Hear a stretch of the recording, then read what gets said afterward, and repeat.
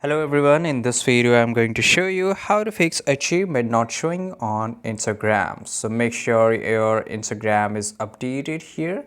So we'll just open our Instagram here, and now you have to tap on the profile icon which is on the bottom right side corner. Now click on the top right, the three lines here, and scroll a little bit down, and somewhere you will find the option to change your account in professional account. So only if you just change your account to professional account you will able to solve this. So if you're not able to find this, here you can just search professional, right? And here you can see add new professional account.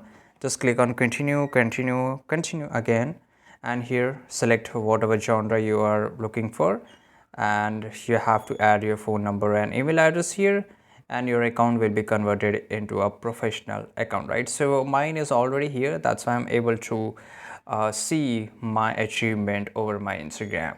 And make sure to use updated version of Instagram too. I hope you found this video very useful. Subscribe.